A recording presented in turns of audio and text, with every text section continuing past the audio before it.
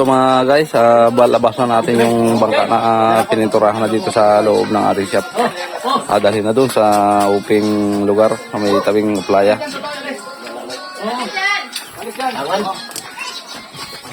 Yan. Yung aiwas. Ano?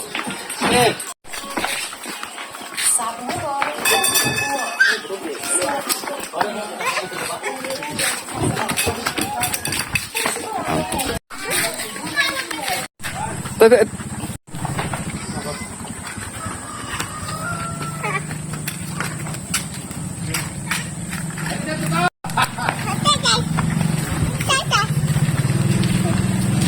okay na. Nandito na sa tabing dagat.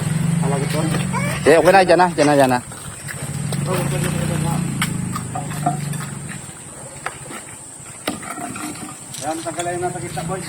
Yan, narito sa kabila. Ano mga hinuutok ng tarik. Maraming order dito. Mga taga-ibang lugar.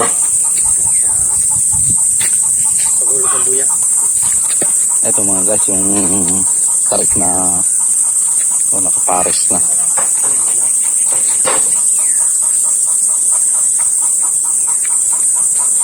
Doon sa mga gustong umorder mga guys, dito sa Bungol, Pili, Pinamalayan, narito ang hutukan ng mga tarik na kawayan. Yan. Ito mga guys, yung tarik na aming kukunin. Yan, nakapares-pares na. Pang-una, pang-huli at pang-gitna.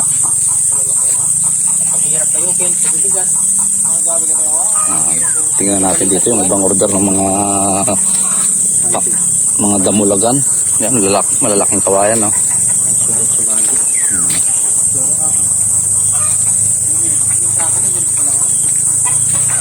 Ang daming kawayan na yan nahutok.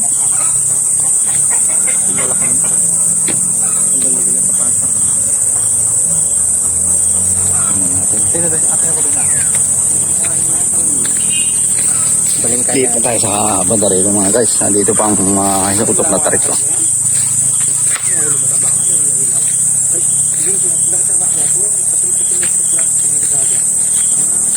Ito. Ang tarik. Nakahutok pa.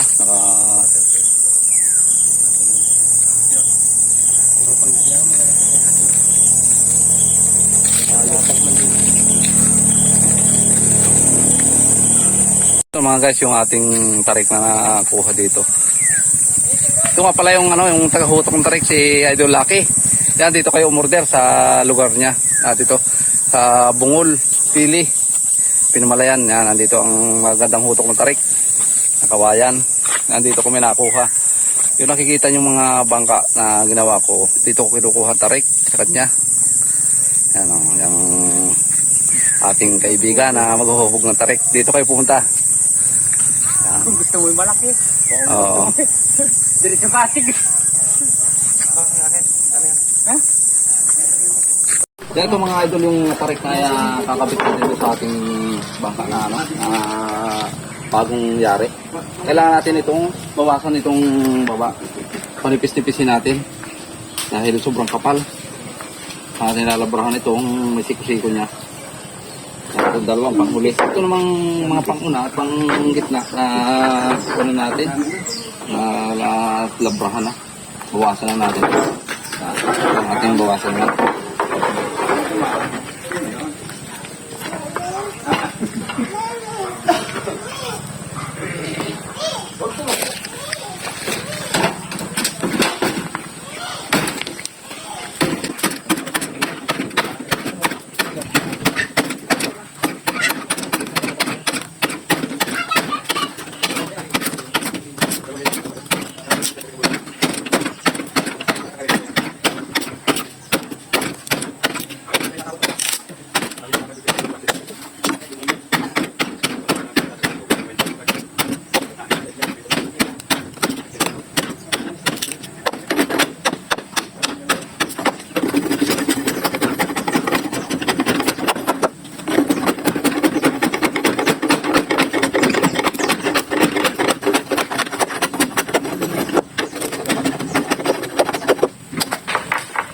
Tapos lalagyan din natin ito ng pabanggaan ng nylon, ng tali dito sa katig.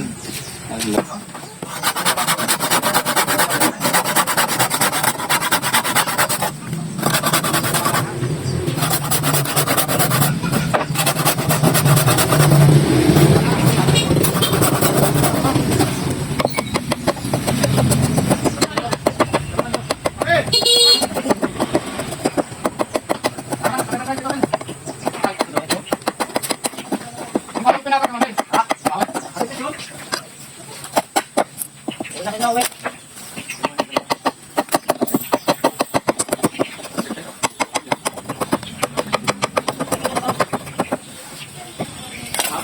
Yan, ang purpose ito mga idol ay para dito sumigo yung nylon na tali natin. At tali natin sa katig. Para yung katig ay hindi matanggal. Tapos lalagyan din natin ito ng ano,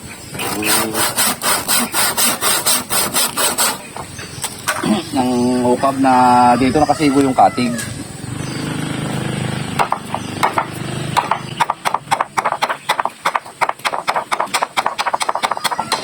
Bago natin ikabit sa bangka, kailangan ito yung okay na, tapos na. Lagyan na natin ng mga ng korte.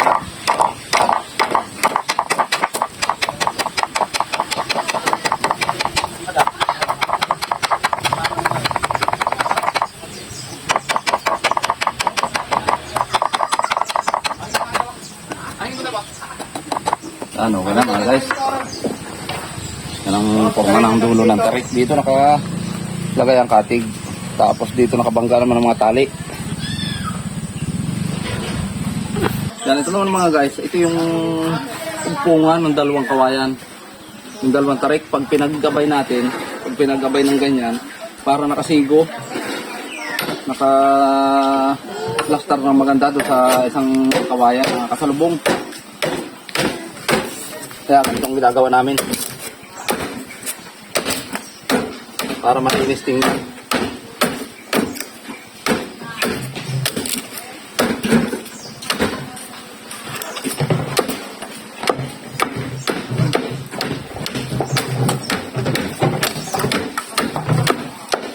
Ayan, ganito ang paraan namin para malinis ang trabaho.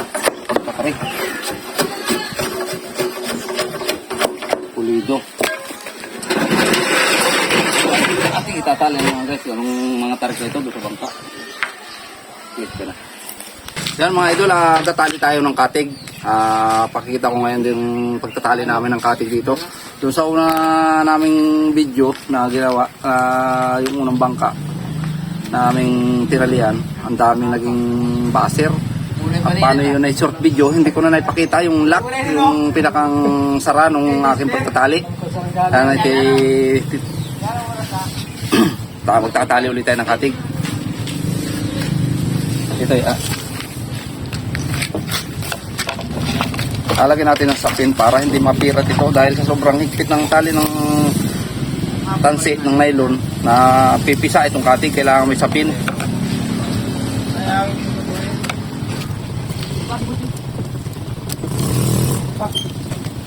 Ang mga ipag ko bang pwede makabla ng Ang mga ipag ko na ito.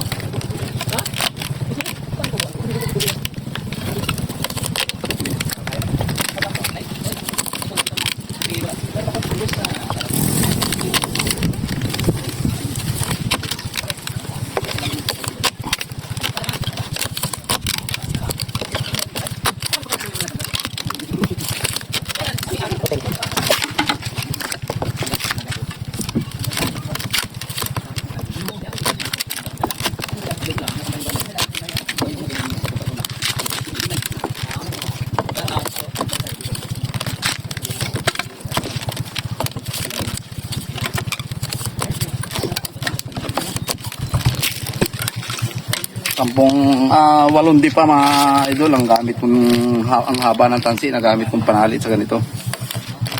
Number 80.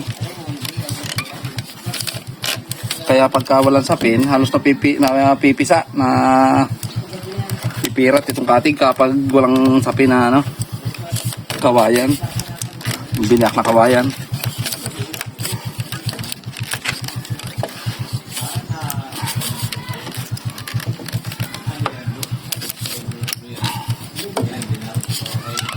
itong ganitong klase ng tali. Talagang ito na ang aming nasubukan na matibay. Yan nating isara na.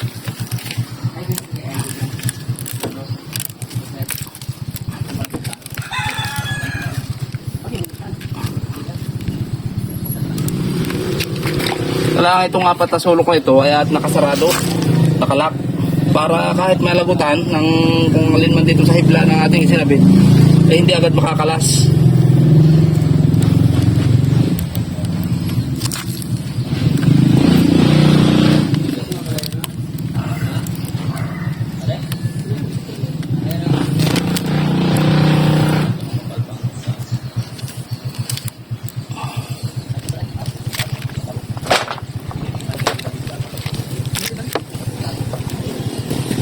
Dito kaya para.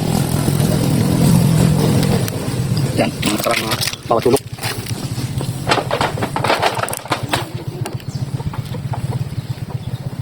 Dito na. Ito na.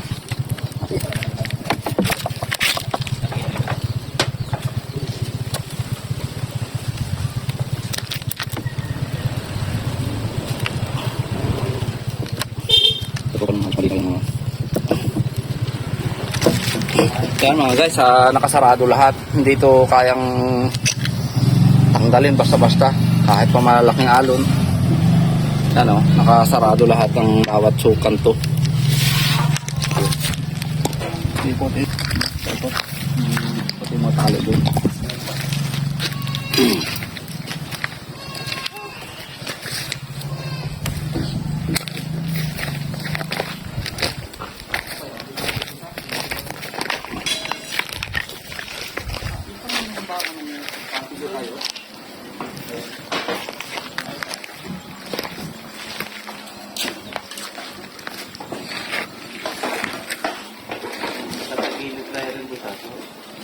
Yan mga guys, maglalagay na tayo itong karsya na ikabit na natin yung mga palo.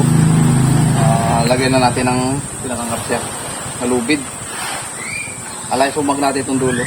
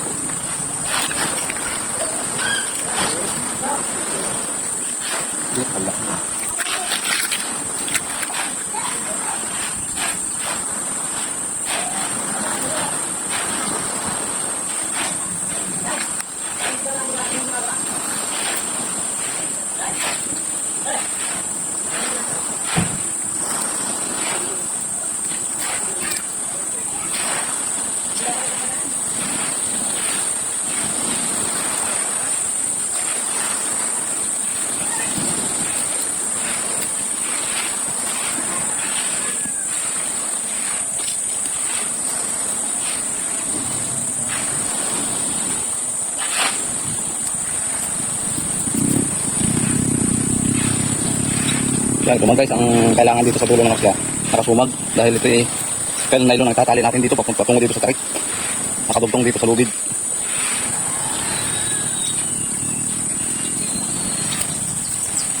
Yan mga guys, ang nakasumag.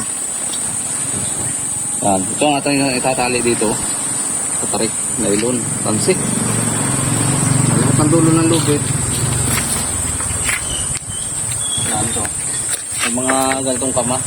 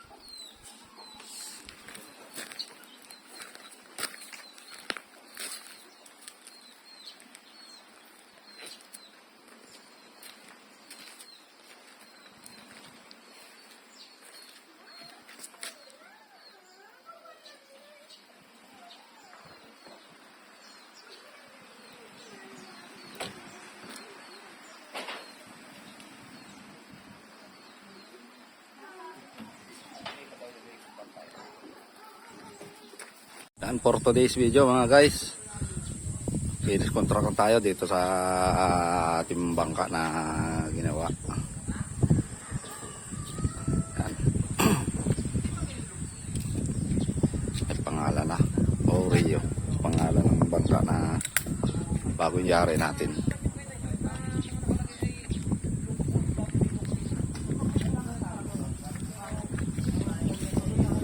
Tingnan natin ang engine room.